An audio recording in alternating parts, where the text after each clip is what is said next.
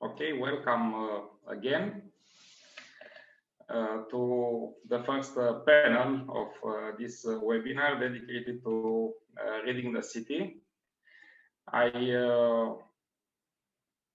have the honor to open it, and I was thinking quite a lot what should I talk about in this introduction to reading the city. Therefore, I have prepared a paper, and I was trying to create a very soft approach to methods from a literary perspective. So I wrote it, one paper in Romanian, and I have been very fortunate with an amazing translator into English, Silvia, and I will ask her to read the paper on my behalf.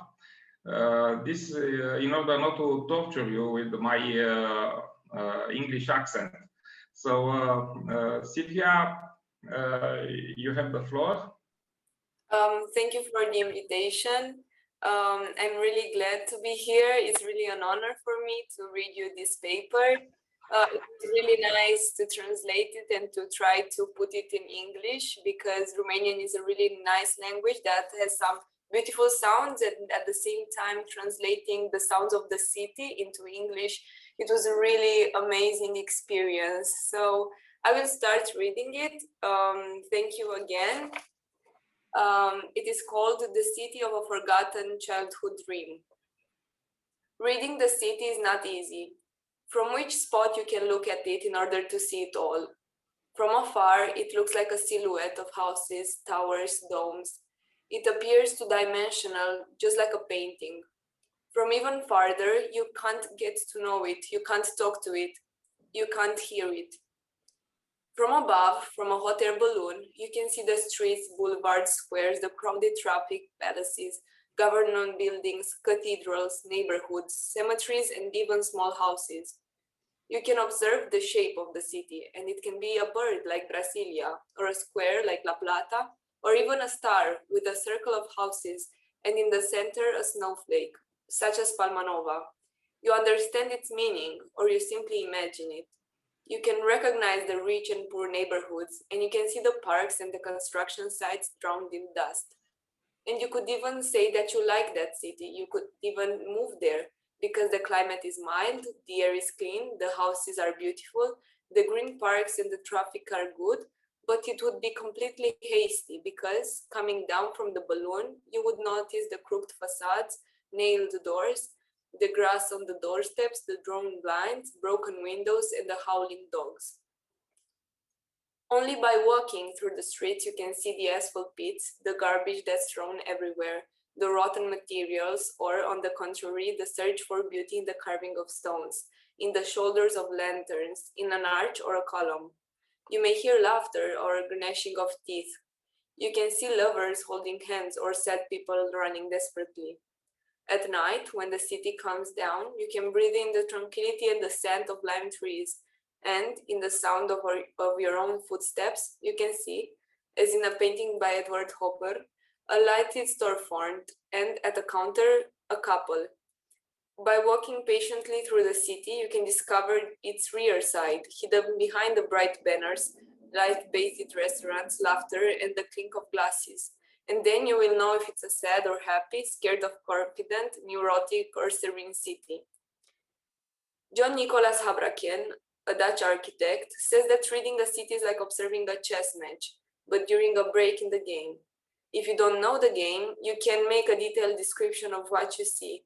Horses, rooks, pawns, black and white squares, dimensions, diameters, stylistics, without understanding anything of what is actually happening. When knowing the rules, you can figure out if either white or black is in the lead, but you can't know who decides the next move, as you don't understand the dynamics.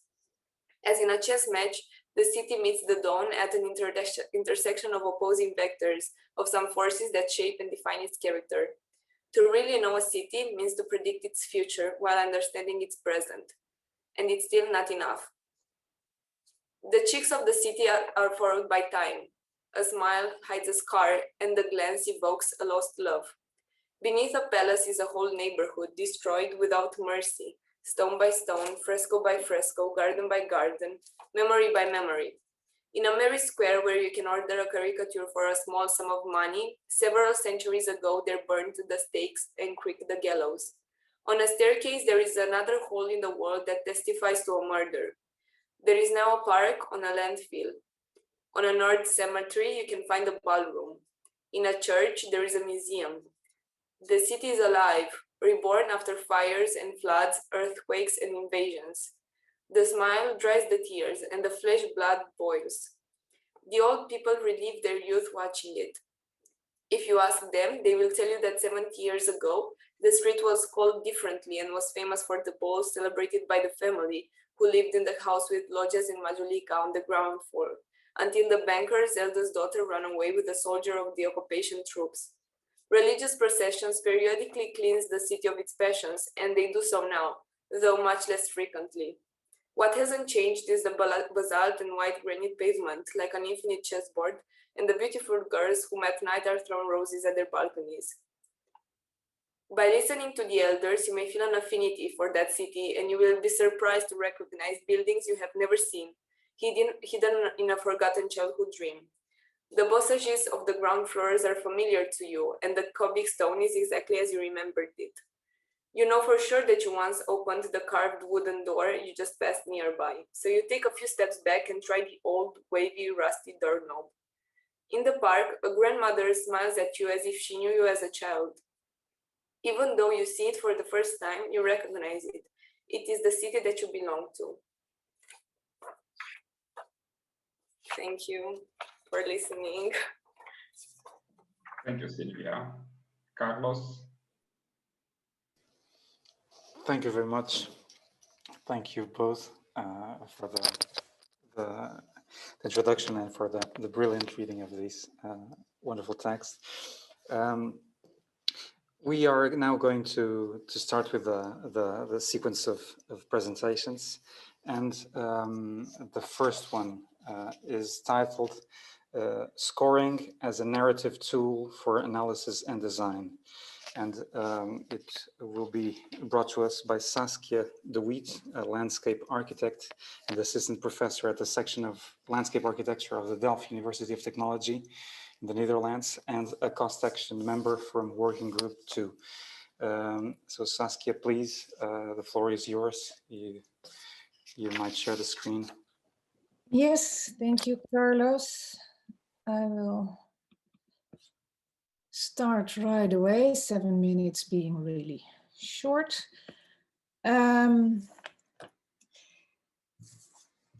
The spiral jetty was made in 1970 by the land artist Robert Smithson. It's a spiral of rock and earth at the shore of the Great Salt Lake in Utah, which through its isolation addresses aspects of nature, time, and endless space. The natural forces are quite evident in this vast desert-like landscape. A seemingly totally different project, also by Robert Smithson, is the work he did on Passaic, a typical car landscape hardly accessible on foot.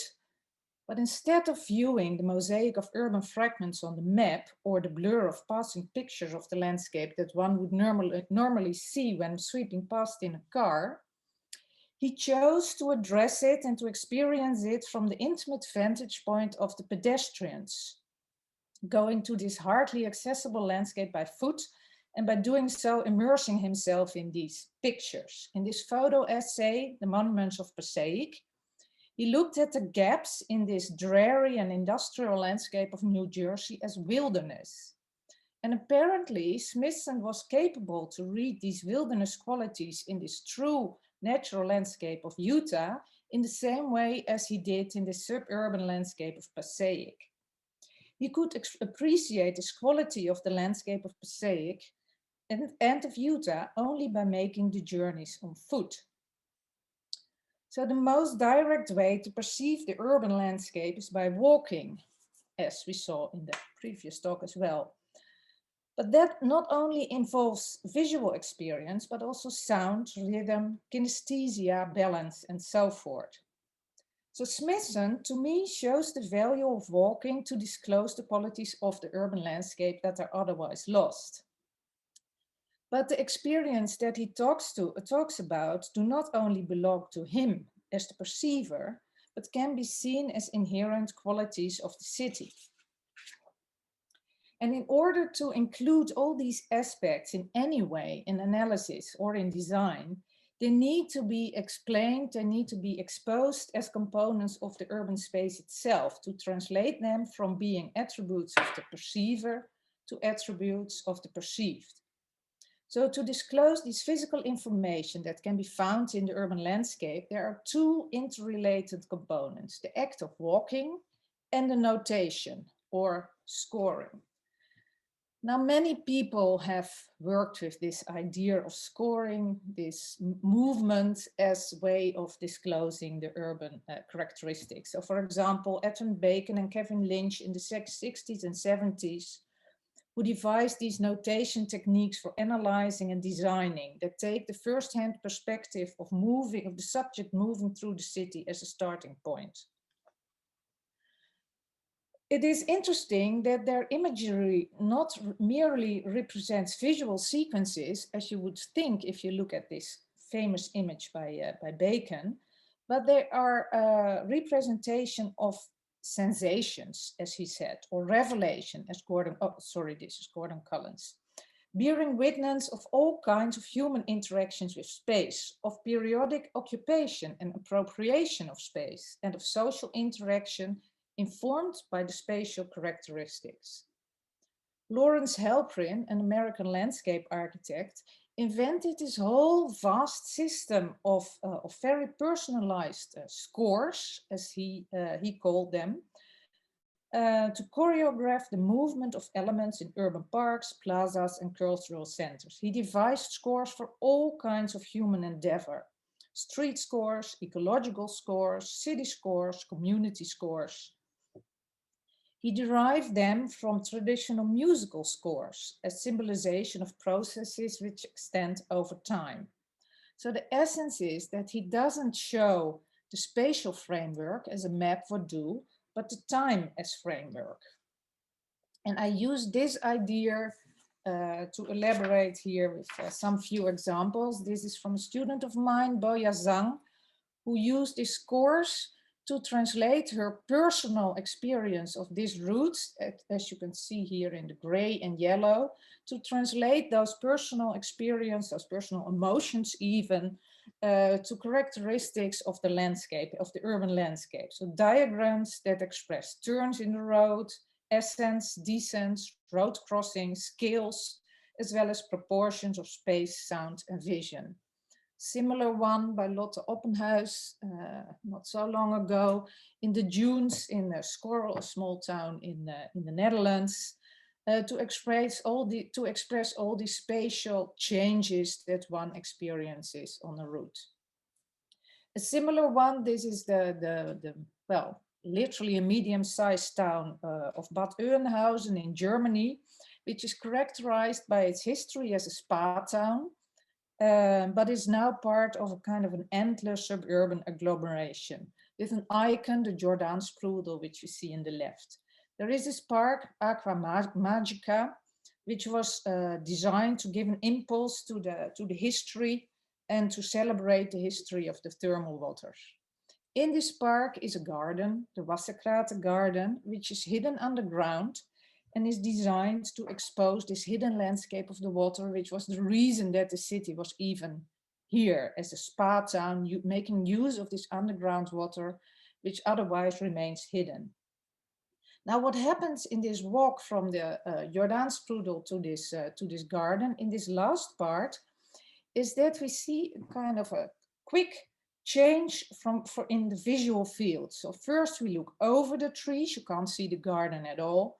Then when you enter the garden, you look down, because otherwise you would fall down the stairs. When you're in the garden, you have this horizontal view again, because the trees obscure the sky. Then you enter this crater in the middle and you look down, because there is a spectacle happening on the bottom. And when you finally entered at the bottom, you look up because this Wasserkrater, which is kind of a geyser, draws your eyes to the sky. So without even realizing it, you have this whole change of visual fields. But not only that, there is also sound, noise, changing of noise, smells, feelings of metal, coldness in the air with a change of warmth. So there's all these kinds of sensory aspects. So this can be shown in a visual score like the ones of Bacon and Cullen that show representations not as objective registrations, but as analytical interpretations that single out all those spatial cues which are crucial for the scenography of the routing. Landmarks, incidents, thresholds, gates. But of course, in the visual field, there is more than just the images. There is this huge difference between the spatial and the visual that I just showed. So for example, I take here an example of another part of the world. This is Japan.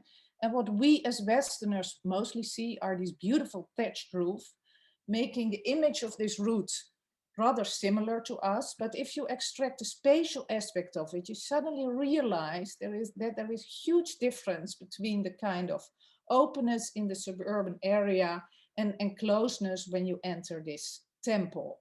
So the visual and spatial have very different characteristics that you can kind of single out when you represent them in the score. Another type of score, again going back to this Wasserkrater, is the sound, where you see that, for example, this fountain in the beginning in the city is echoed in the fountain in the end in this garden, and this little hiccup that you see here in the score represents the moment then when you move from the garden into the crater, and then you realize that the wall of the crater does something to this sound.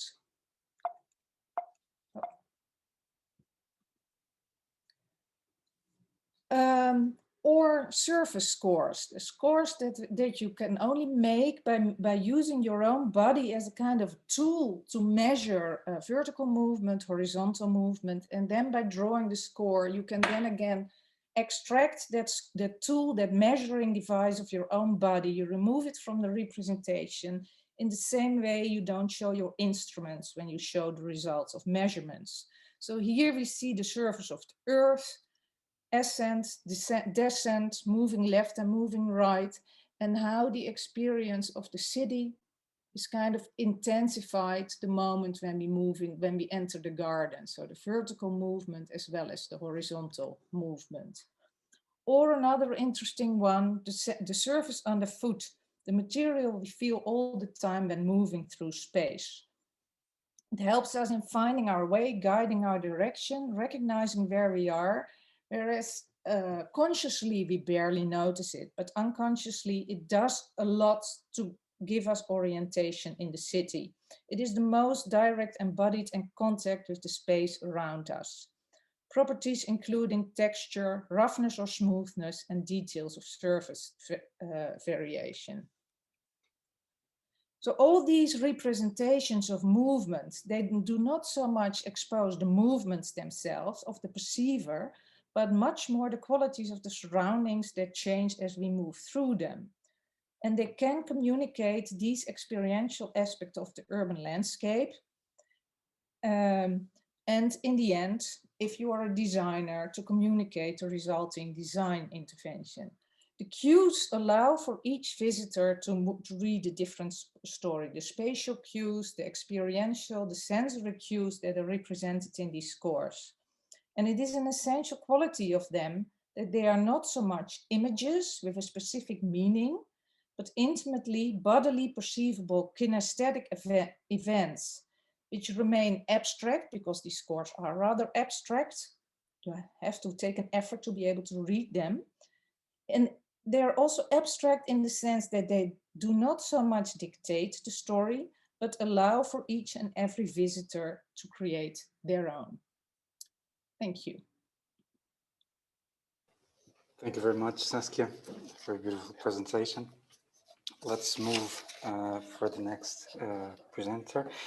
So the next one is titled "The City in Music Videos" and is brought to us by Luísa Sol, an architect and researcher currently developing a postdoctoral research at CIALD Research Center for Architecture, Urbanism and Design of the Lisbon School of Architecture in Portugal. She's a cost action member from Working Group 2. Luísa, welcome. The floor is yours.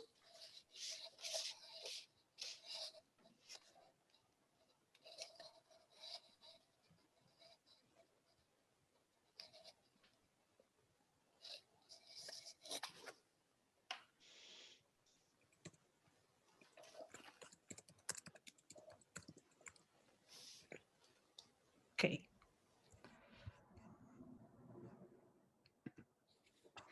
Thank you, Carlos, for the introduction, and thank you for having me in this Reading the City panel.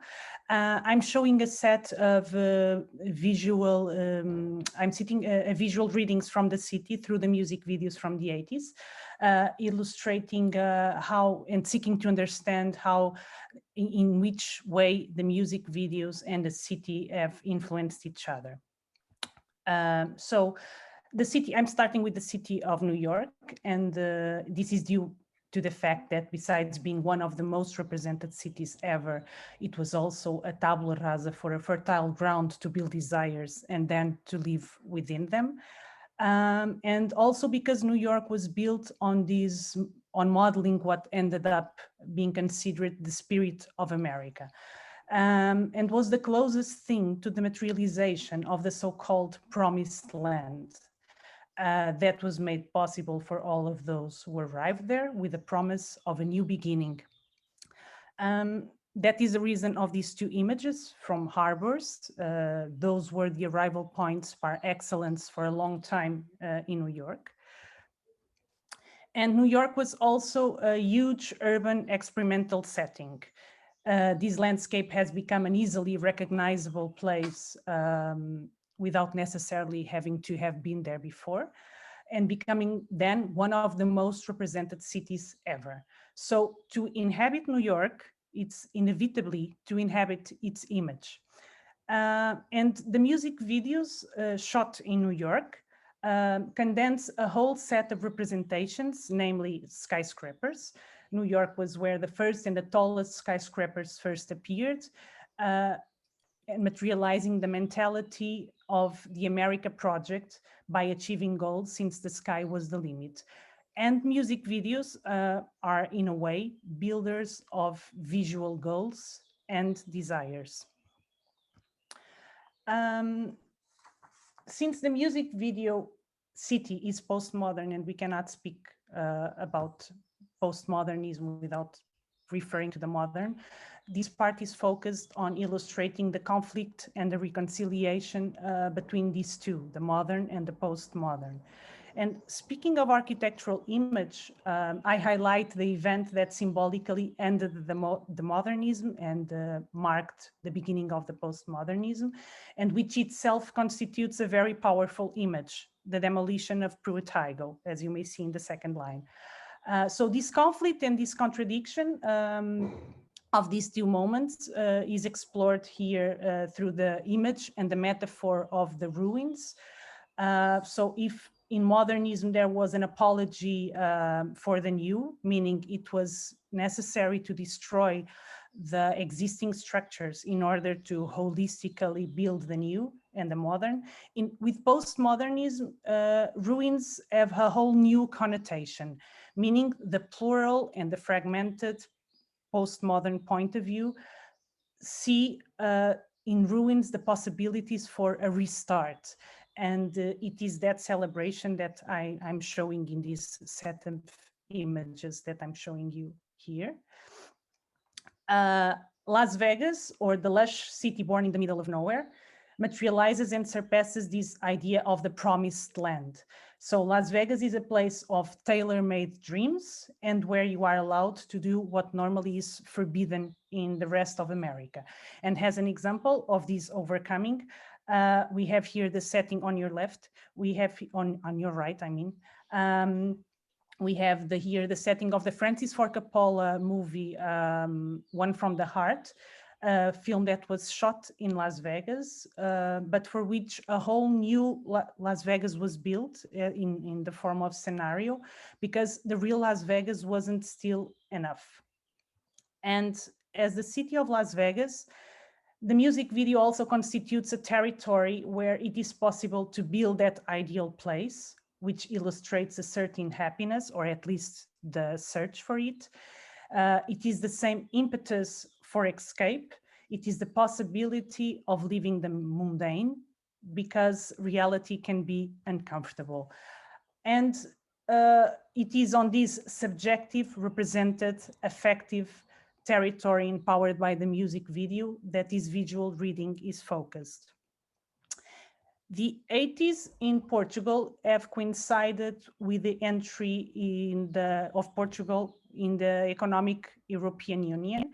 And the music video also constitutes the image that Portugal wanted to convey of itself towards the center of Europe, where the will to be a cosmopolitan and European country was interspersed with a nostalgia for the achievements of the maritime expansion 500 years before. And the most obvious example of it is the choice of the theme O Conquistador to represent the country in the Eurovision stage, in the Eurovision Song Contest in 1999. From the 90s onward, the symptoms of the consequences of the contact with this architectural culture begin to be reflected through the music videos. So events like Lisbon Capital of Culture in '94 or Expo '98 gave the impetus and constituted the pretext for this reinvention. The Festival of the City is the closest formula to transform the music video into reality. The immersion in a city wrapped in a marketing discourse, kaleidoscopic, ephemeral, and seductive. All this process was extremely empowered by the medium. And for example, even if it didn't happen, even if it didn't materialize, we had a project for a Manhattan in Cacilhas in the late 90s.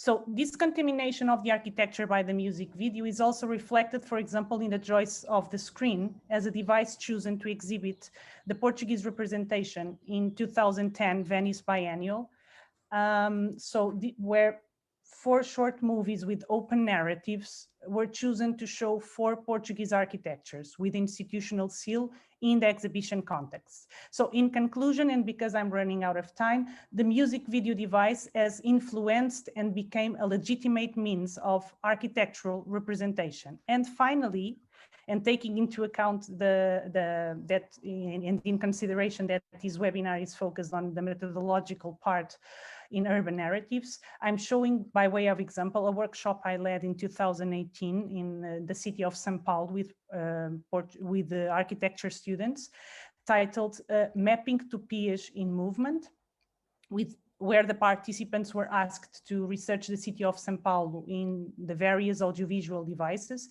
And after viewing and discussing them, all the examples, an atlas was built with prints of the collected examples. So this exercise made it possible not only to compare the filmed city with the geographical city, but also to understand how the audiovisual and the city influenced and contaminated each other. Thank you. Thank you so much, Luísa, for your beautiful presentation. Thank you. And I will give, can I ask you to stop sharing the screen? And I will give the floor to Henry Mainsah, that is bringing to us the next presentation titled Prompts for a Multisensory Exploration of the City. Henry is a senior researcher at Consumption Research Norway, SIFO, of the Oslo Metropolitan University. He has a background in media and communication, and he is a cost action member from Working Group 3. Henry, welcome. Yeah, thanks.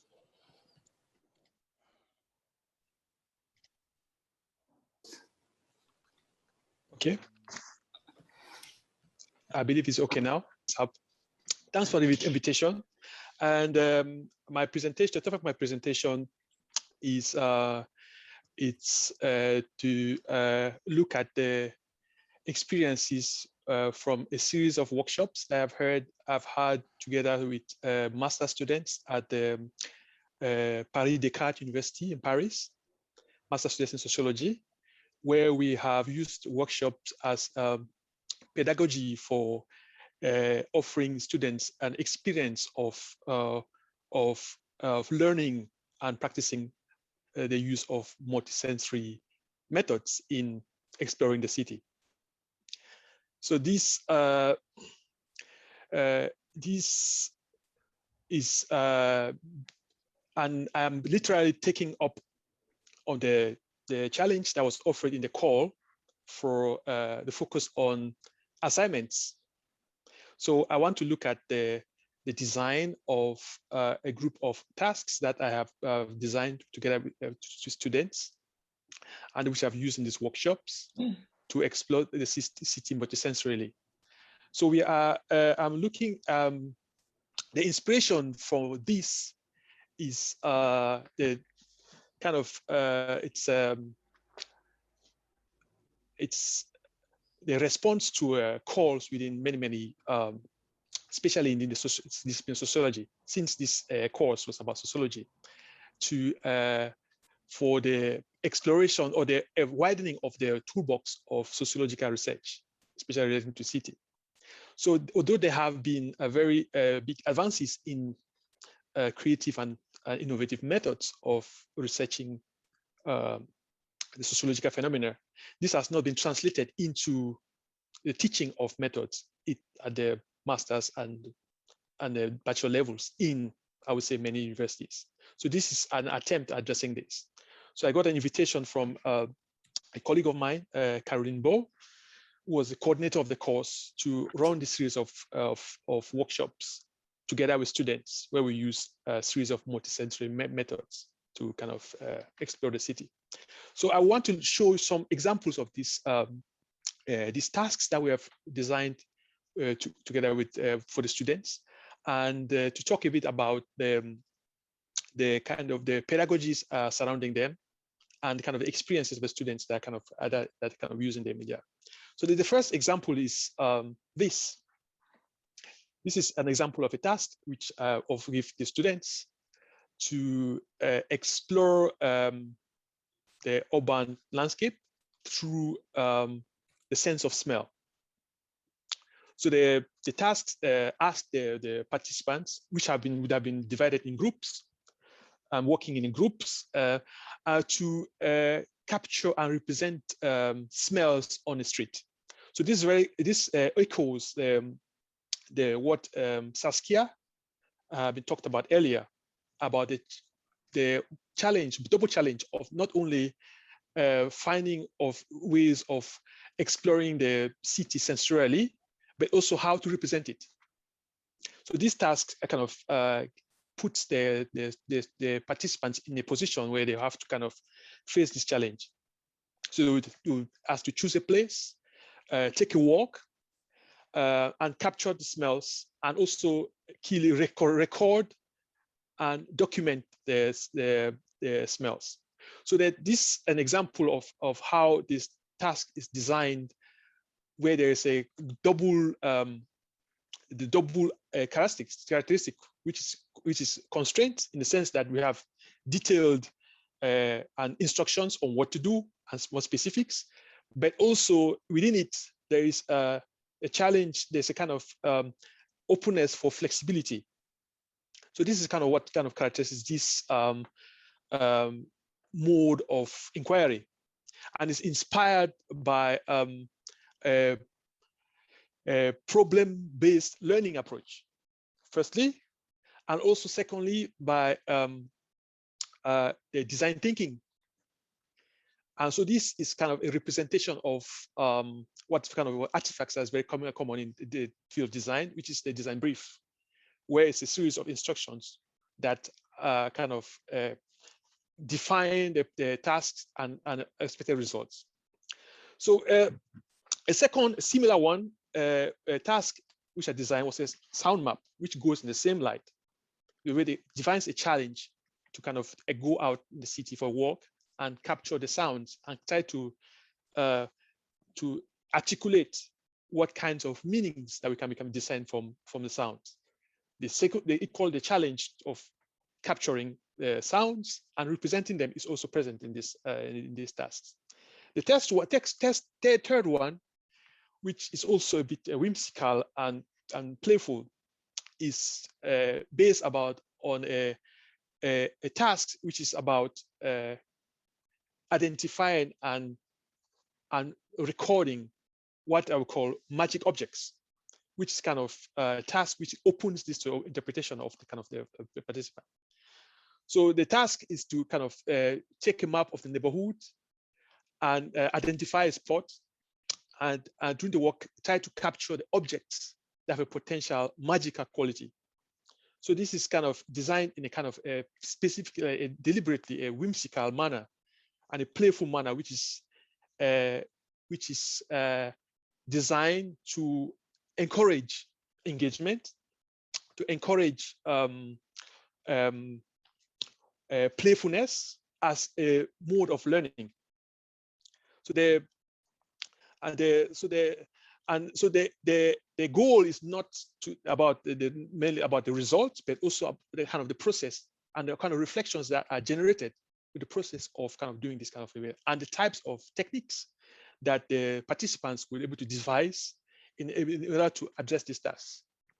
The final one, which I want to show, which is kind of a similar line, which is about a task which is about which asks the participants to try to go somewhere and to identify hidden borders of a space.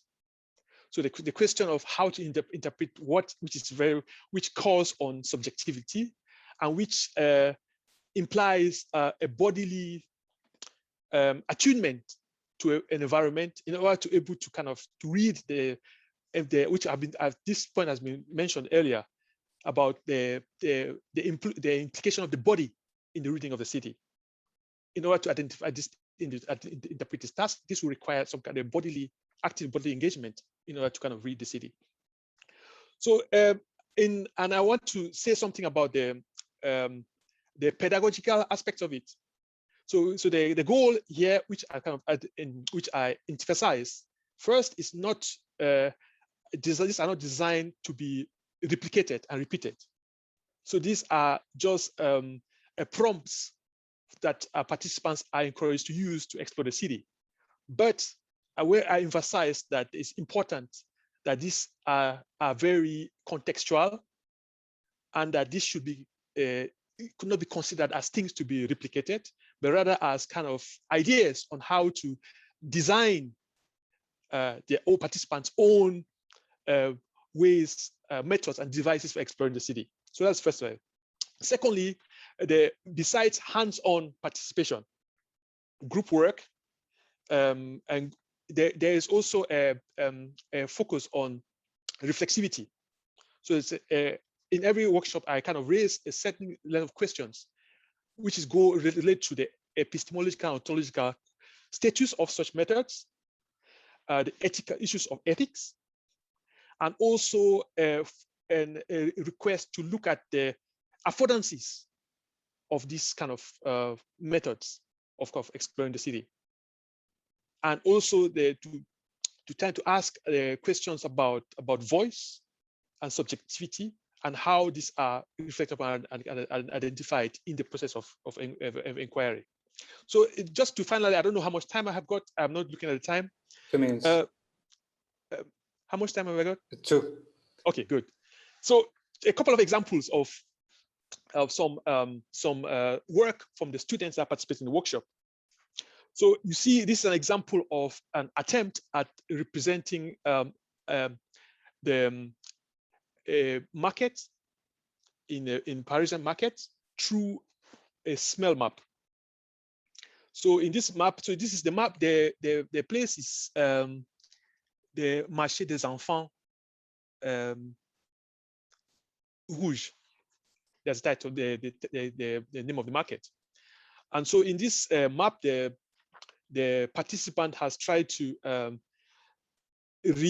represent the space of the market through this map on the right, where the colored dots are the different types of smells that have been tagged to different locations, based on what kind of the smells that they observe, and also on the reflection on this. From the quote on the left, the group of students say on the site it was very cold, so the smells were weaker than usual, and the smells less solicited to say that for the first time. The cheese, notice of the cheese, the stand of the Caribbean did not have much smell in it, surprised us. And in some places, the smells were so mixed that we did not know how to describe them as a sandwich stand. Another example is also, this is kind of from an email I got from one of the participants after the workshop that had kind of tried to use a series of multisensory methods in her project on the Chinatown in the 13th arrondissement in Paris. So she says, I truly enjoyed your research and the methods that you have been exploring. The experimental methods had a great influence on my research on the Quartier Asiatique in Paris last semester.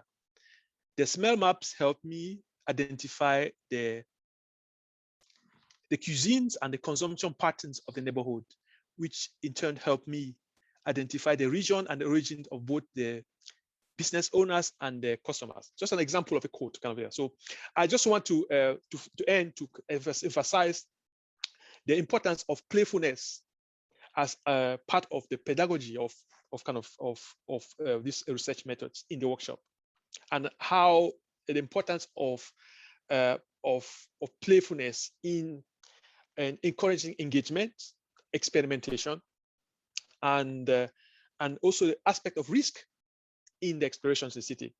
So it's very difficult to say what the impact of this exercise have been. But what I would say from the evidence so far is that these are very important aspects of pedagogy. And I will actually encourage more reflection and examples of not just use of research methods, but also the teaching of research methods and better ways of designing this. Thank you. Thank you so much. Thank you, Henry. Without further delays, we're moving for this, the next presentation titled Retrospective Narration and Storytelling Connecting Past and Present, which is brought to us by Kinga Kimic, landscape architect currently working at the Department of Landscape Architecture of the Warsaw University of Life Sciences in Poland.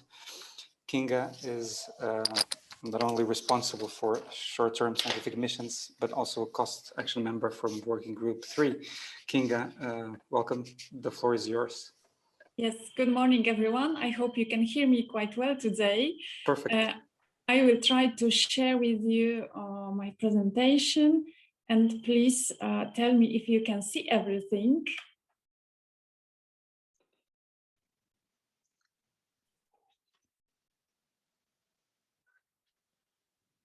All right, so I hope you can see the first slide of my presentation. Am I correct? Yes, perfect. All right, so thank you, Carlos, for this short introduction. Yes, I am a landscape architect, so my presentation will be related directly to some landscape architecture object, but in the context of some retrospective narration. So, as a short introduction, I'd like to say that the narration in writing or speech may be also called storytelling, and it is always a process of a kind of counteracting a sequence of events, even if they are real or imagined. And the retrospective narration or the retrospective narrative is at that moment when the story being told is not happening at the time when the narrator is describing it. So it is told from the point of view of a character looking back on past events. And in that context, it can be used as a very interesting method of documentation of the past. In my opinion, it is usually used as a source of information, as well as a kind of cognitive and educational tool implemented in many interdisciplinary areas, I think. So it is usually found as a form of communication rooted in the time and space. So that's why, in my opinion, it fit very well to the topics we work on in our working group. And we can find so many forms of retrospective narration. On the one hand, sometimes there are short thematic stories, and on another hand, very long descriptions, always about certain event specific characters, but also about different type of places. And this descriptions, narratives may be, of course, presented in different ways. Especially interesting for me are those related to the records from diaries or from travels or excursions. But of course, some great information may be found in very short comments, notes, or even poems, also in books. But today I would like to focus on one journal paper, which is a part of retrospective narration related to one of the landscape architecture objects I'd like to share with you. So this park is called Planty Park. It's a very famous one, which is located in Kraków in Poland. Kraków is one of the former capital cities of the country I live.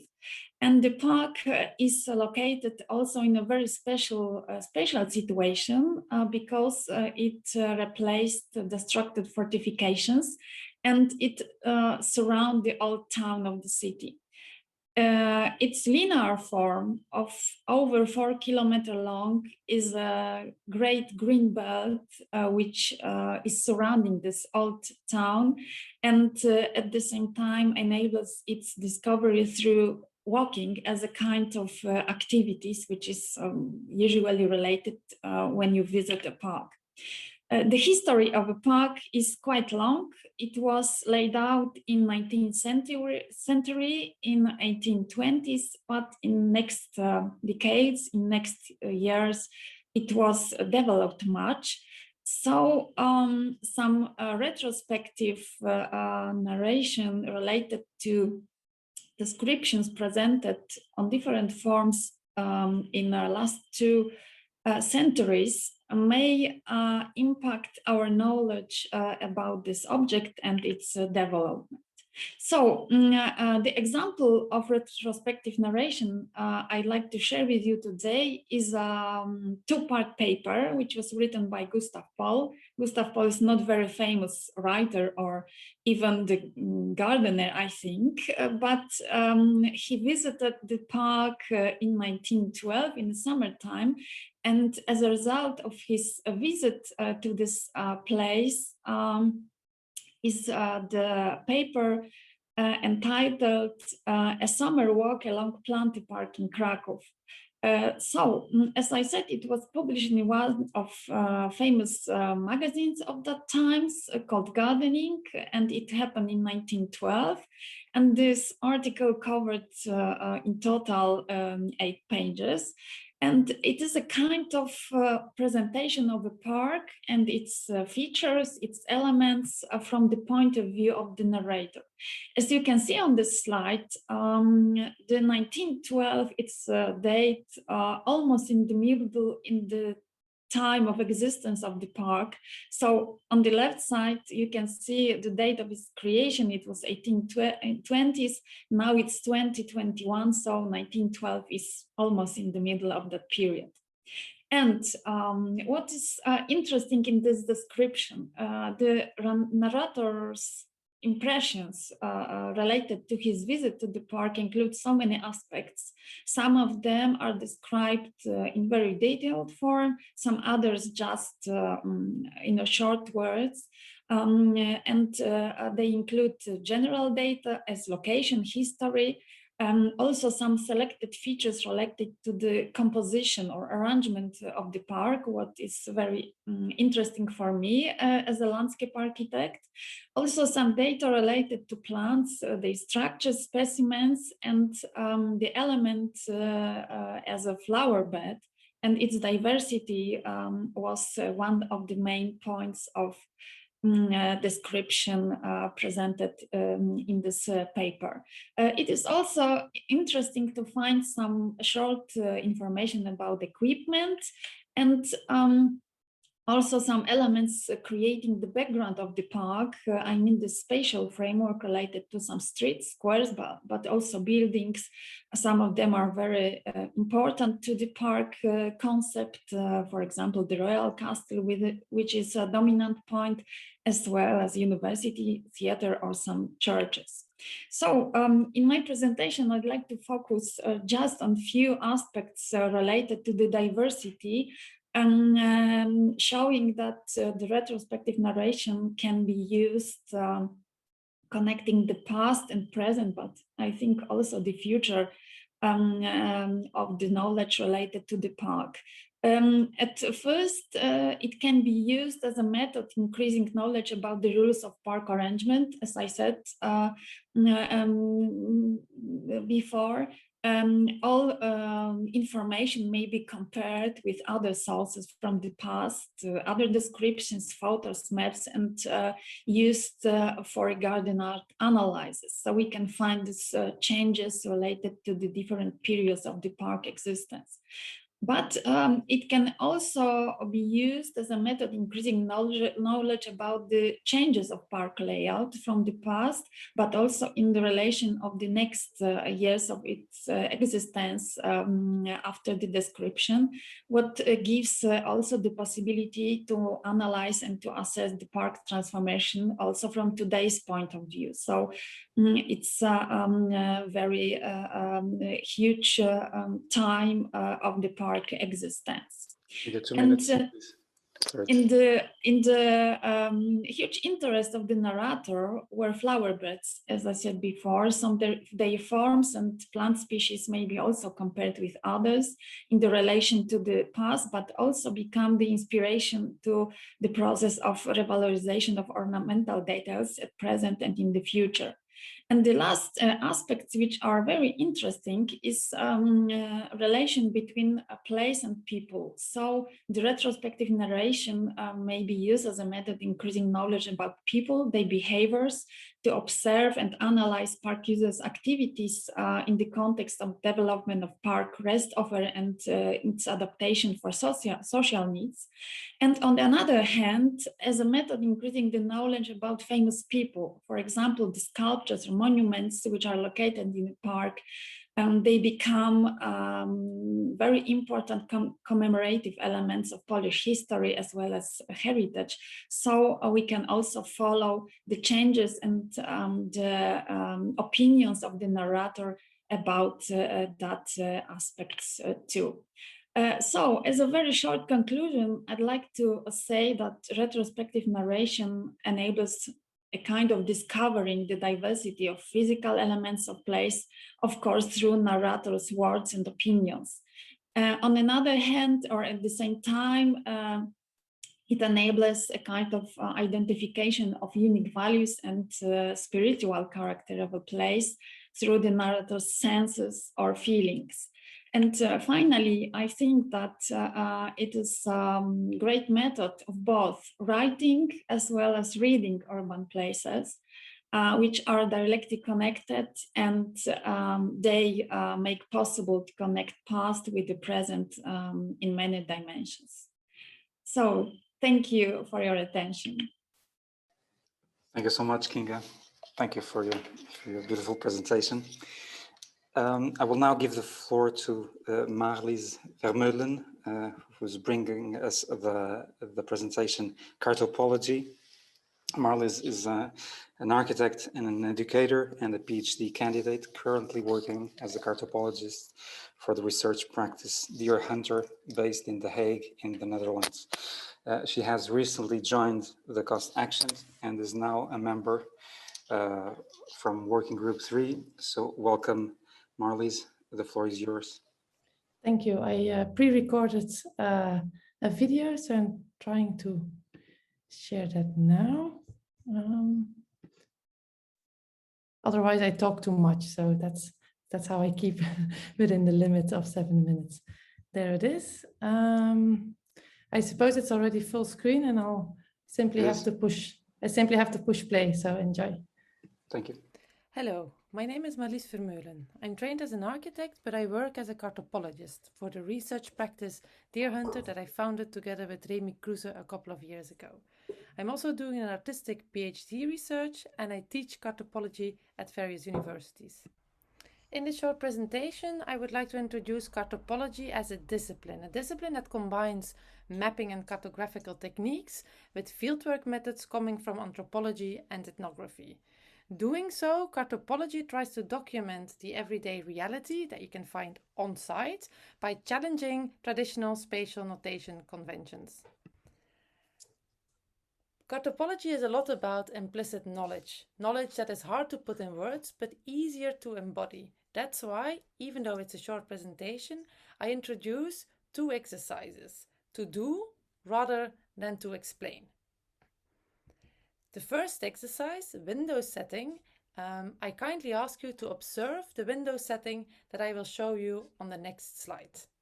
Try to be open and as admissible as possible, and with a lot of care and precision, to look, experience, engage and see for 40 seconds the whole window setting. Good luck.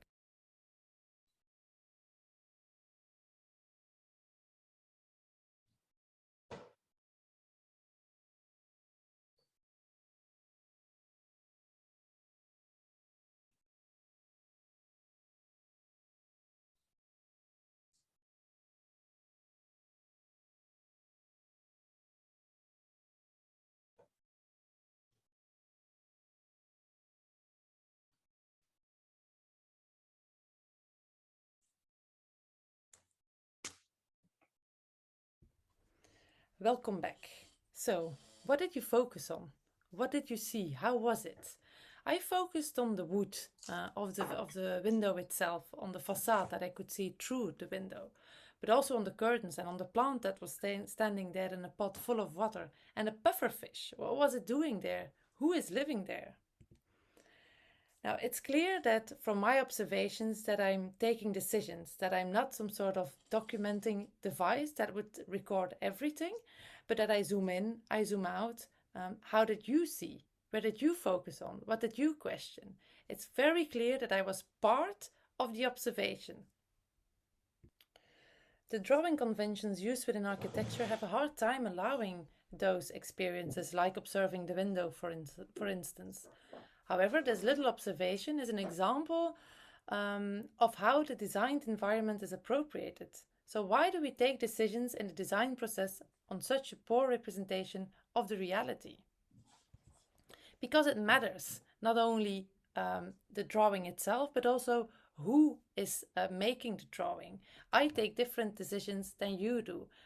So could we, as architects, train ourselves to become more sensitive and being able to grasp the daily life reality? The everyday is not immediately written down or told, but it's rather hidden in locations and it's often overlooked. So how do you do that? Documenting the everyday. How do I get to know those things? It's a little bit like the exercise that we did, through observation, and more specifically through participant observation, by living for long periods on site, mapping to understand rather than impose something. Because the everyday takes place. So if you look at the place, you look at the everyday, and if you look at the everyday, you look at the place. An example, going to the supermarket is a very everyday kind of practice, but the supermarket also has a location and a route to go to. So they both are very connected and impacting on each other. And it's not like habits and the everyday haven't been described before. To the contrary, a lot even, but always or mostly in words. Like this beautiful example of Perec, explaining the street and the importance for buildings to him to be in line. But why is that in words actually? And what's the impact of writing rather than drawing those spatial qualities? So let's have a look at what's the difference between drawing and writing, just in a small little exercise, trying to draw the letter A rather than writing it, and try to understand or at least sense the difference between writing and drawing. You have 40 seconds simply to draw the letter A. Good luck.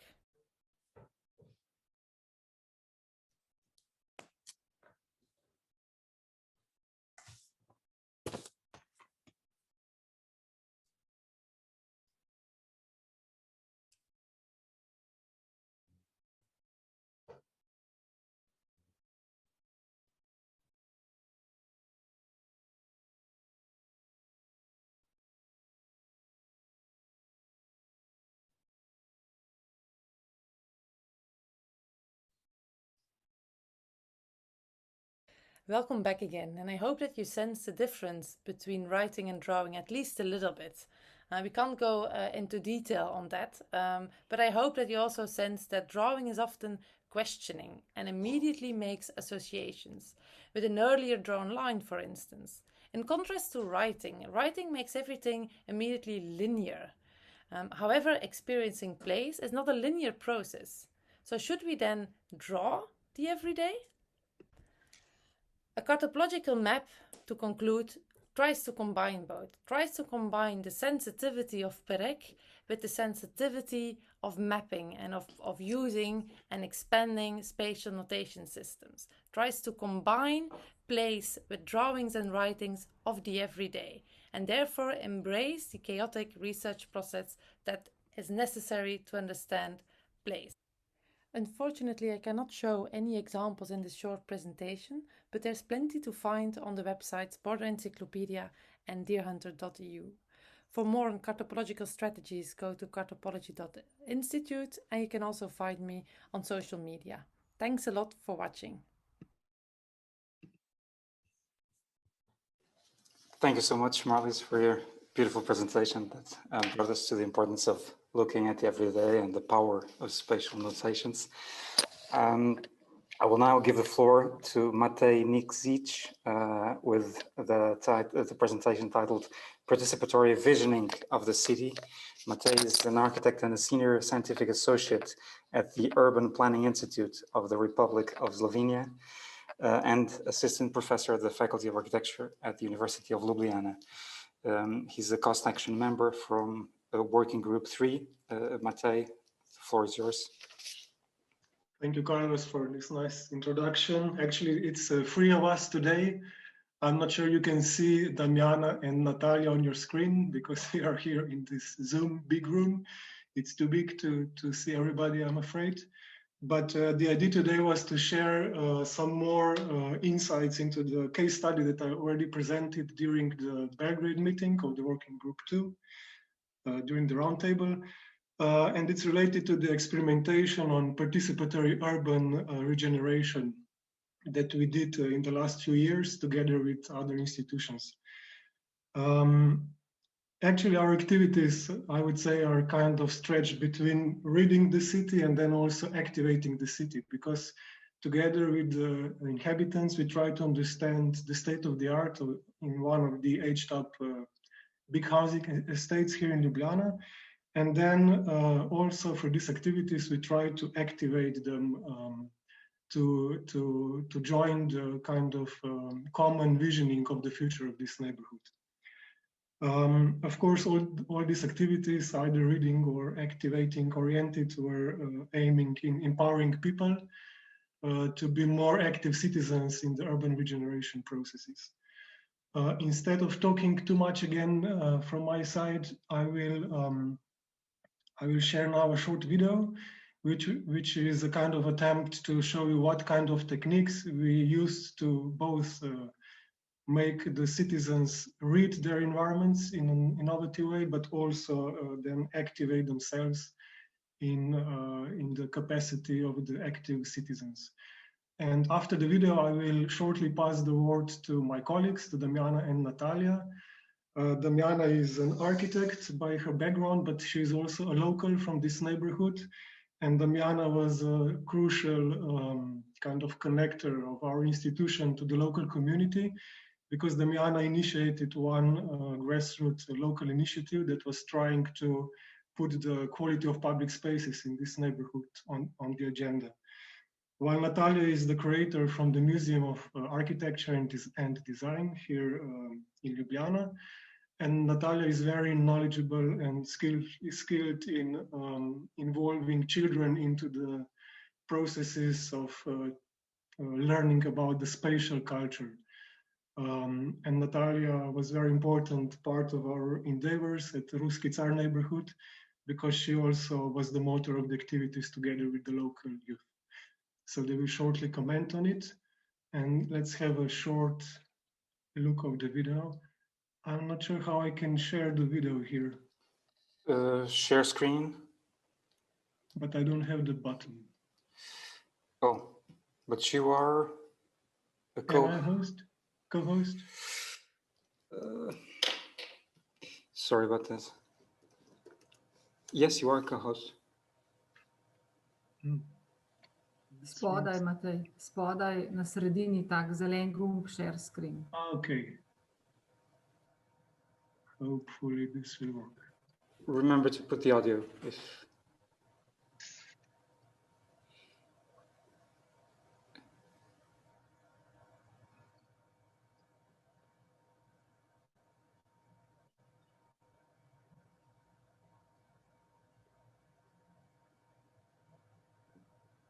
He has to put the audio when he shares the screen. Do not forget to tick the box that are at the bottom. Sorry, this doesn't work. Huh?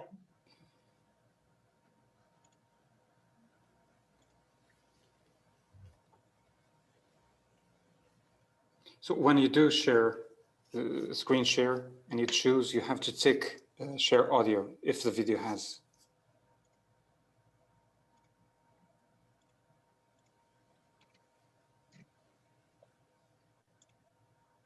Could you see something? I'm not sure you could see something. No. Would you like to give me the link on the chat? And the... Okay, I just share. And I'll just do it. Maybe you can share it. Yes, it's here. Thank you.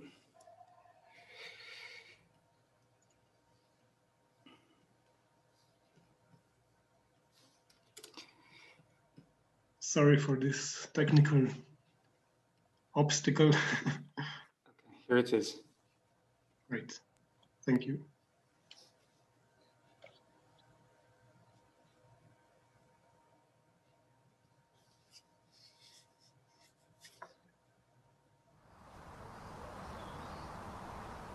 The area of Ratosheva Ploščad was the first large housing estate from 1970s with a central pedestrianized street. The space is in a big need for a comprehensive renovation. The changed living styles in the neighborhood demand new visions for public spaces. How could these visions be developed and implemented in a participatory way with residents? Human Cities took a challenge of development and testing of participatory tools for a revival of Bratoševa Ploščad.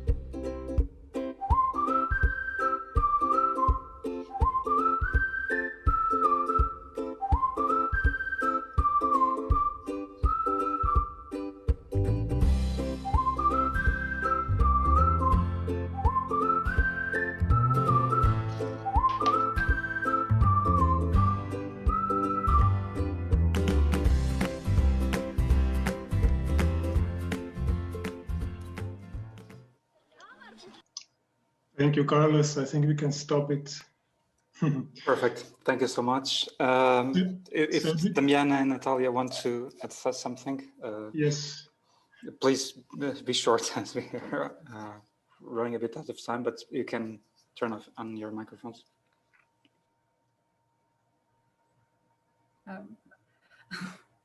Hello.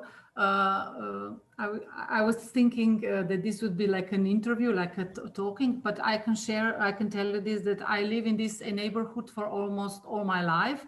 So I could see how this public space in the neighborhood have changed. When we were little, there was quite a lot of people, a lot of children playing on the street.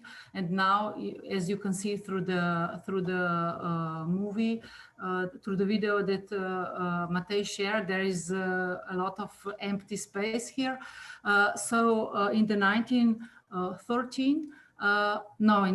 the 2013, I organized with some friends local initiative.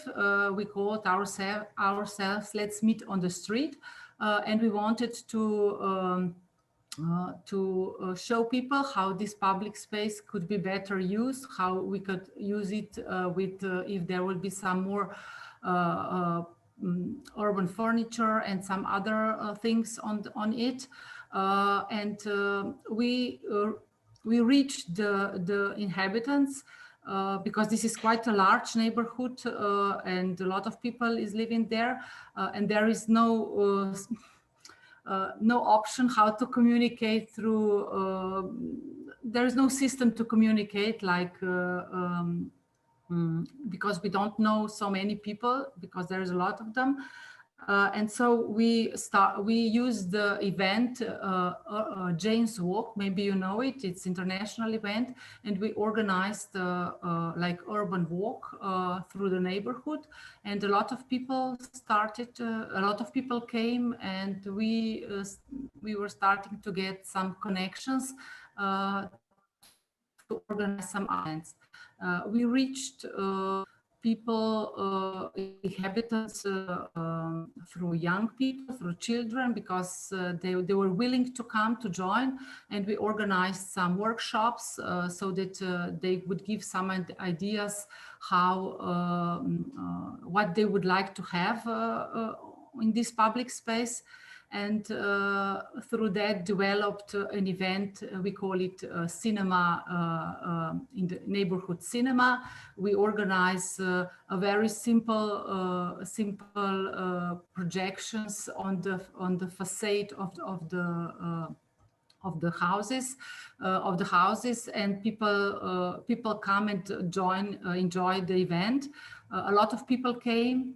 We do this from 2013 every year at the end of the school year and at the beginning of the school year.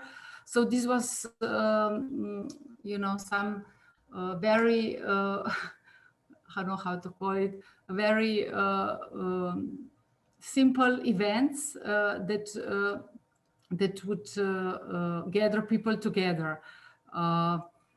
Damiana, thank you very much. I want to forward to you the invitation from Jorge to have this conversation on the seminar on 12th of May, where we are going to discuss, to have more room to discuss around the achievements in the field, which is absolutely fantastic what you have done together with Matej and the team.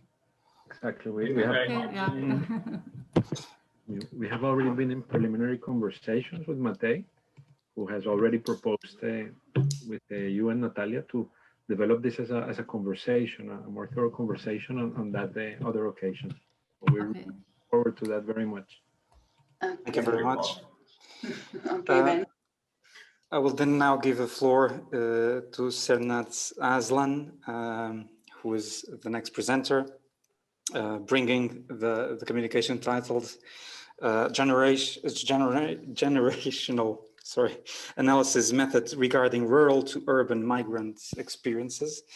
And Sernaz is a PhD candidate in political science at Istanbul Bilgi University in Turkey, where she's also research assistant at the Department of International Relations. She's a cost action member from Working Group 2. Sernaz, welcome. The floor is yours. Hi, thank you so much. And also thank you for the interesting presentations so far. I will start by sharing my screen.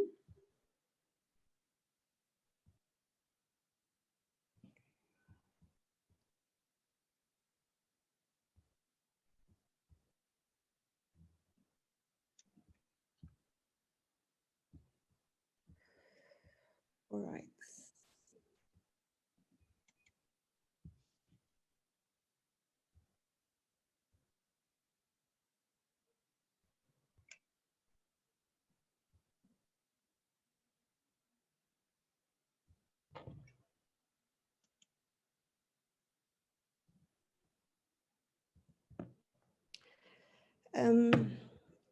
I will start with a short anecdote in order to show you how I actually decided to adopt such a methodological perspective for my study.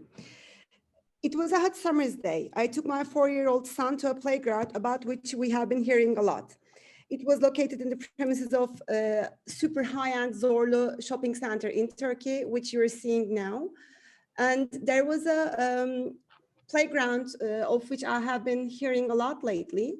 And there were slides, climbing walls, sandboxes, almost anything a kid could want in a playground. And it was a very hot summer's day, as I said, and my son was intimidated by the heat, by the crowd. And we were watching the kids playing from a distance, and a man like around his 60s and his grandson around the age of 5, they came and started standing next to us. And the two kids, my kid and his grandson, they started to play. And I said, you can go play with the water fountains. And immediately the man said, no, my daughter, I don't want my grandson to play here. It's not for us. It's for the rich. It's too expensive. I tried to explain him that the place was owned by the municipality, so there was no entrance fee. It was free.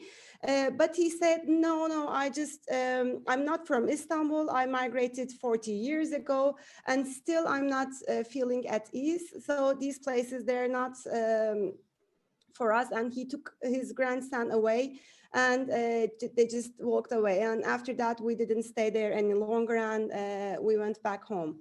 And on the way back home, I kept thinking about what does it require to feel at ease in urban spaces, especially if we're living in those places around like almost more than two decades. And so I decided to adopt my research along the lines of the generational methodology, because I was really wondering whether his grandson was going to feel the same way like the man I just met on the playground.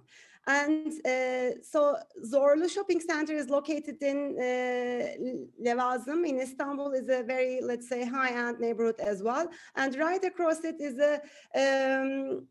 is another neighborhood called Gültepe, which was actually formed during 1950s when there was a flood of internal migration to Istanbul, especially with the integration of agriculture into the market. So there was a huge migration from rural areas of Istanbul to rural areas of Turkey to Istanbul, to Ankara, to let's say big cities in Turkey. And of course, there wasn't enough housing opportunities for those who came.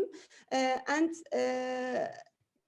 what is called the shanties, what are called the shanties, are started to build, especially in undesirable areas of the city, which were rather close to the factories, close to the manufacturing sites. And they were called in Turkish gecekondu, which literally means built overnight. And like over the years, they have become legalized. They have become legal buildings, so they have provided electricity, water by the municipalities, and later on they were demolished. So instead of them, they were like 10, 20-story buildings built. And it was basically the story of, let's say, the urbanization in Turkey and especially in Istanbul. And so after this encounter with the man, let's say, like, I really crystallized my research question. And the aim of my research was to illustrate how rural migrants from different generations have perceived and experienced Istanbul as an urban space and how they appropriated it. So I applied generational analysis with qualitative research methods, namely the narrative method. And it was because migrants' narratives were particularly rich in elements of their social and cultural identity. And their narratives are interwoven with the political, historical, and special temporal context of their lives. So the time and space, the notions of time and space, they were intertwined in their personal narratives, and they were each unique in the sense that they co-constructed with personal narratives and ended up to a unique reality. So for my research, I have collected empirical data in Istanbul between January 2018 and November 2018. And in total, I have conducted interviews with 21 individuals, 3 successive generations of 7 different families who migrated from Sinop, a city from the rural Black Sea region, to Istanbul. And currently, 11% of Istanbul's population is from Sinop. And their narratives covers a time span between 1969 and 2019. And like during these years, there have been almost 3 waves of internal migration. Families are accepted into the sample only if the participation of 3 generations are assured, and they're contacted via snowballings, and they have been individually interviewed. During the in-depth interviews, I have asked semi-structured questions on various issues and concepts related to urban appropriation and participation, and also urban belonging and identification. Of course, like there were some limitations regarding the generational analysis and this cohort analysis. Some of them were empirical, some of them were more, let's say, conceptual. First of all, it was not easy to find 3 successive generations of the same family alive and still living in Istanbul. It wasn't therefore possible to interview the equal number of male and female migrants. So the first generation male members of the families I was able to get in touch, they were either passed away or moved back to Sinop. And like among the most important conceptual limitation was the diverse usage of the term generation. So like it on the one hand means a principle of kinship descent, but it also refers to a certain life stage or a historical period. And in a lot of the research is based on, let's say, generational analysis or cohort analysis, there is the tendency to combine 4 different analytical categories. So age and life, course effects, cohort or generational effect, historical and period effects. So while making an analysis based on generations, it really needs a clear definition of how generation is conceptualized. In my case, like in order to be able to avoid such limitations, social class, education level, occupation, marital status, and birthplace are acknowledged as variables, which can influence how people living in the same period or having the same sociocultural background experience the same event and physical milieu in a different way. So these nuances pave the way for distinct perceptions and experiences regarding urban spaces and associated rights with it. So therefore, I was actually able to, let's say, locate the black sheep in the families or pinpoint if there is, let's say, a diverse or even opposing generation within the same cohort is present. Like in my case, like for such a research question, I had the opportunity to to look into what do or do not influence the perception and experiences of rural to urban migrants with respect to their appropriation of urban spaces, and like what flashed out in their narratives or what remained rather untold. And I was able to see the similarities and differences based on generational belonging, and previously, as I previously said, what are the deviant cases? So like in quotation, who were the black sheep of their cohort or of their families? And the changes that successive generations within families are undergoing reflected the broader changes Istanbul has been witnessing since 1950s. And through their narratives, I had the opportunity to reassess the changing social spatial dynamics within the city of Istanbul, which is constantly being transformed by its inhabitants while transforming them as well. Thank you. Thank you so much.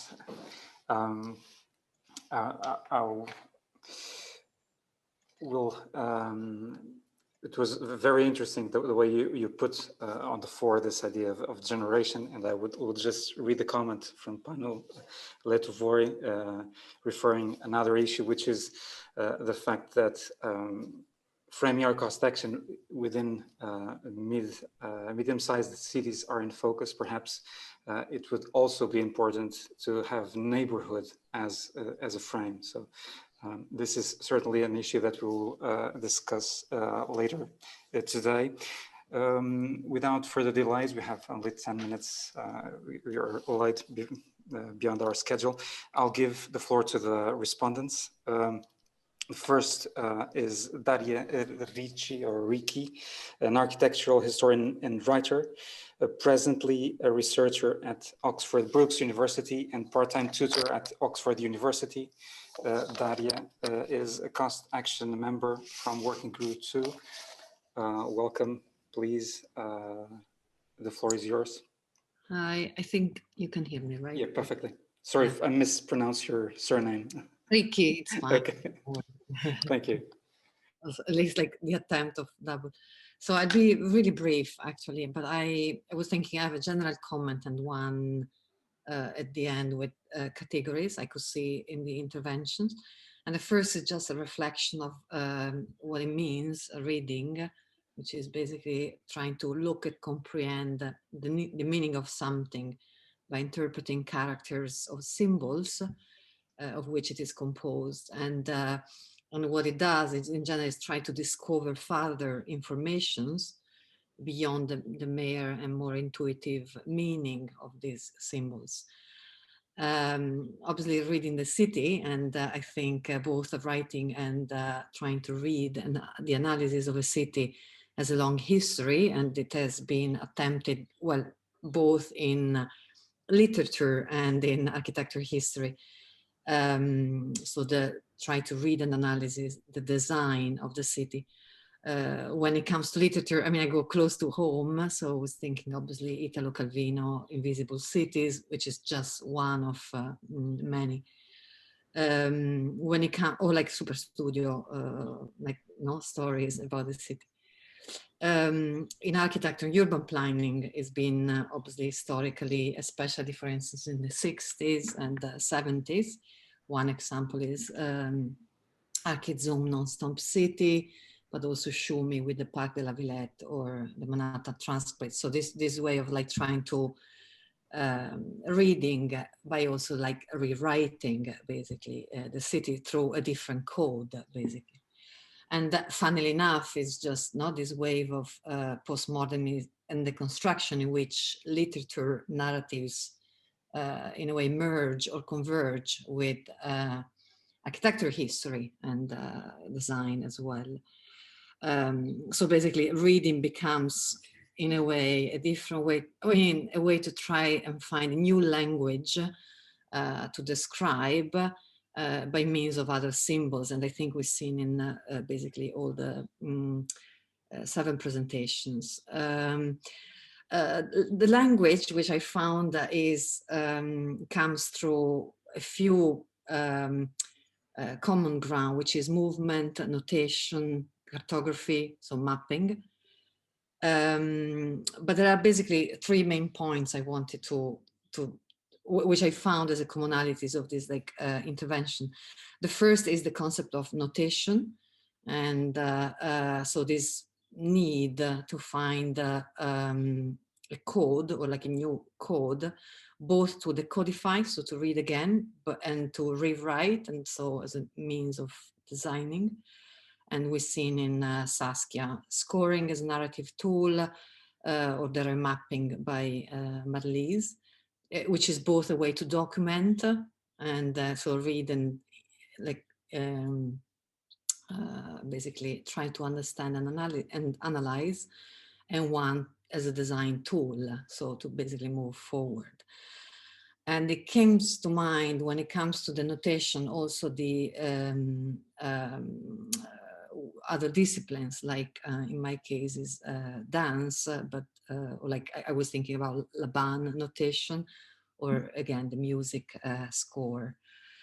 The second category, so one was this about like trying to have a notation, is the senses, and reading has mainly been expressed obviously through the eyes, and I think is still the main and the major sense, but obviously all the intervention expand to the other, first the four senses, obviously and self-evident in Harry prompts for a multisensory exploration of the city, but also then sound and visual by Luísa in the music videos, and then the smell, which actually came in the Lorin presentation, or even, I mean, smell is really active, and then taste and touch. But the main sense which I see is the sixth sense, which is the kinesthetic, which is the movement. And I think that has to do with the cityscape, and it can be in terms of walking.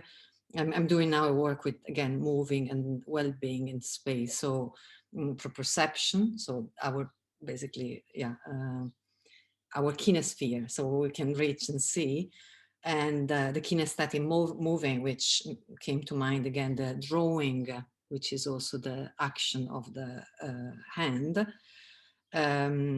So again, and it is considered a sixth sense. So this was, so reading by using all these like six, which then go back to notation. And finally, my third category, so notation sense, is time, which especially is seen in the last two presentations, both about like the young generation that has been involved, so how children see or perceive and can be included is like future generation, and but also that like all our reading and designing is never fixed, but basically, you know, it's always like changing and developing as we both write and read the city.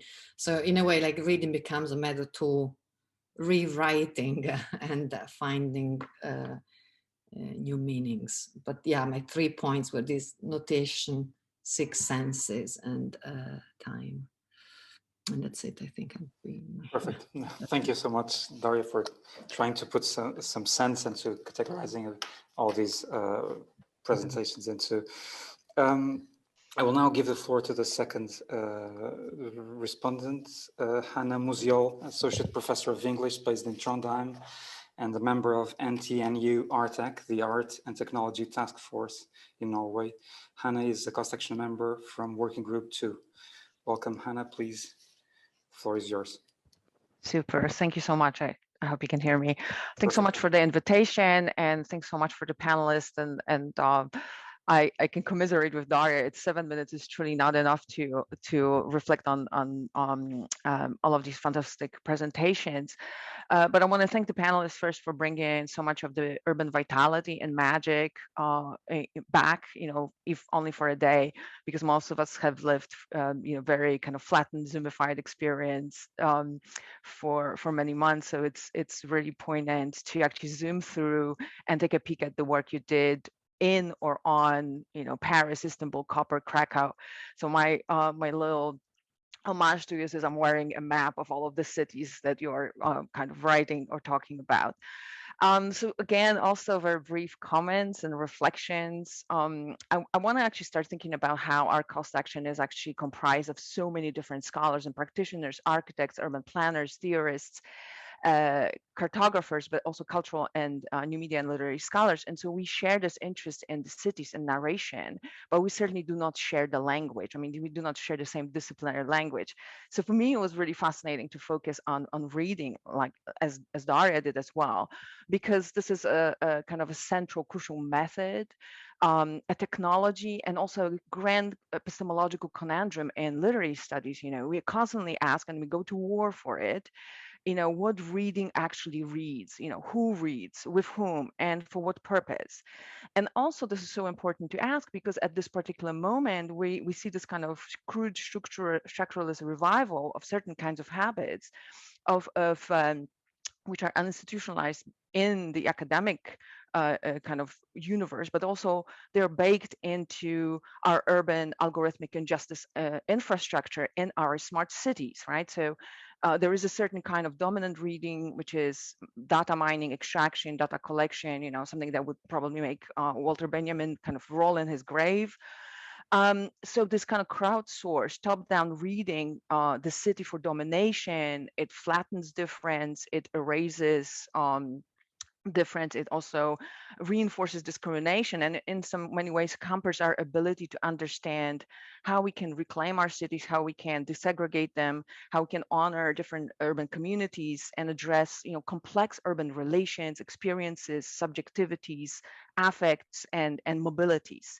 So I think if there's anything we agree is that reading is not a simple thing, it's relational, it's actually an impossible task because we need to figure out how to learn and read, how to learn to read for politics and intimate affects, how to read for history, for aesthetics, what Sylvia said, you know, how to read the game, you know, in how to read the form and structures, including racist and classist and ableist structures, which are the building blocks of many of our cities.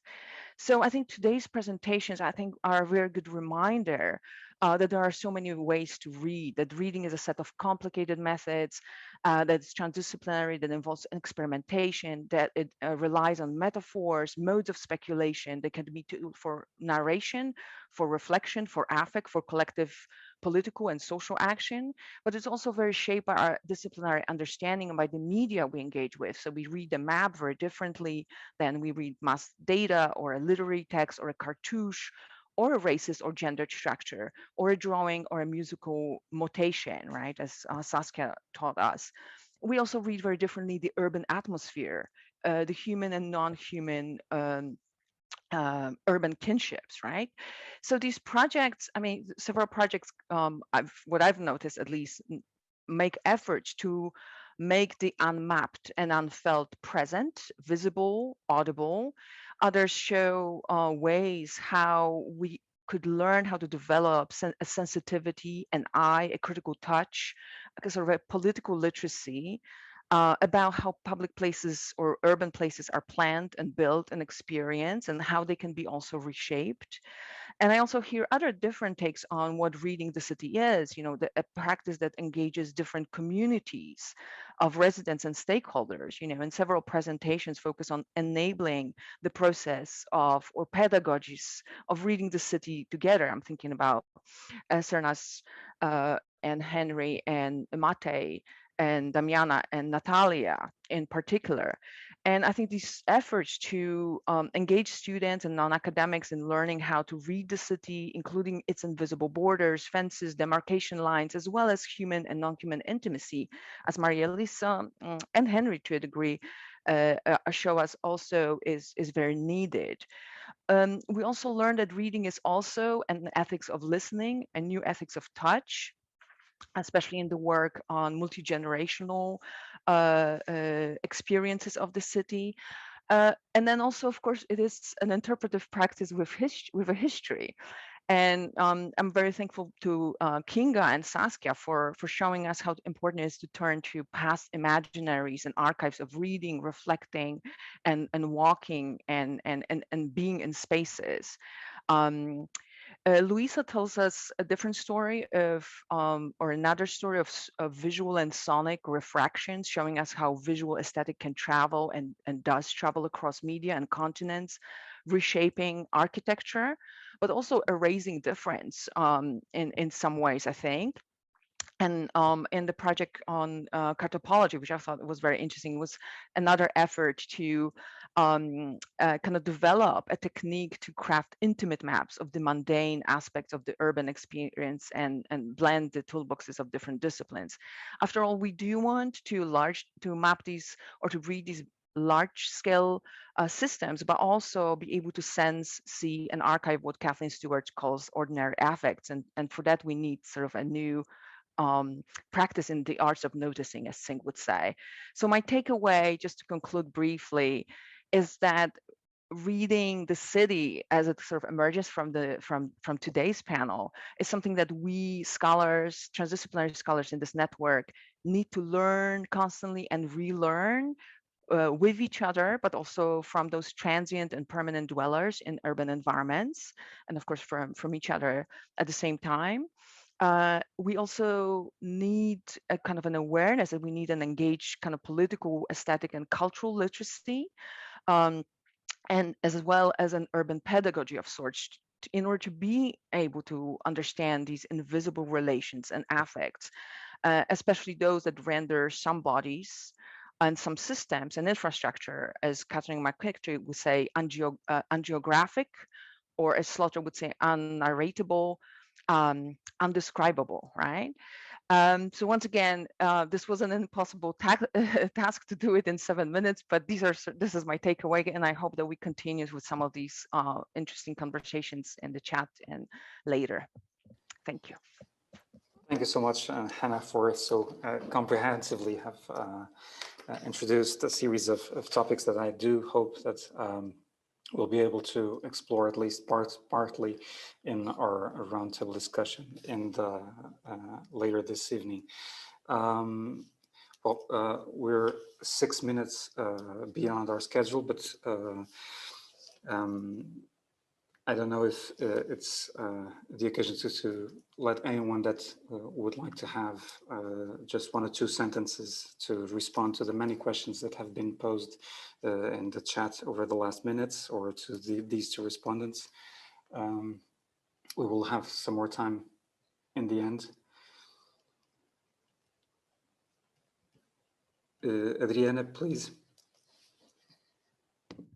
So good morning, everyone. I would just want to congratulate all the participants on the nice presentations. I think they were all very interesting, and they had as a common thread that idea that reading the city means, as many of you have already pointed out, rewriting it, writing it, and also activating it. And I see many relationships. It's possible to draw many parallels with the discussion we had in the mini online conference. I would just like to make 2 brief notes, one to Marlies to indicate that I experienced the window through frames. So I was not really concerned with what I was seeing through the window, but I was really impressed by the conjugation of different frames. I don't know if this helps in your interpretation of our experiences. And I would also like to refer to Sernaz, whose work I already knew from the mini online conference, and I would like to ask her if she also plans to explore this generational reading of the city, also in literary terms, because while you were presenting your work, I was thinking of Orhan Pamuk's Istanbul Memories of a City, okay, in which he starts the book also talking about the interior of the houses, talking about how westernized the decoration was, but this generational transition, this generational legacy was also very, very, very evident. So these were only my two comments, and once more, congratulations. It was a very inspiring morning, I would say. Thank you so much, Adriana. Well, before just introducing the break and going to the second session, I would just like to invite Marcel Picard, who had a small announcement to do. So it's just 1 minute, and then we'll just close this session and start at 1 p.m. So Marcel, if you... Hello again. Thank you very much for having me here. I'll just try to round up today's morning session. I wanted to announce that we are planning... Can you see my screen now? Yes. Excellent. I would like to announce a special issue of European Journal of Investigation in Health, Psychology and Education. It's a Scopus and Web of Science indexed journal.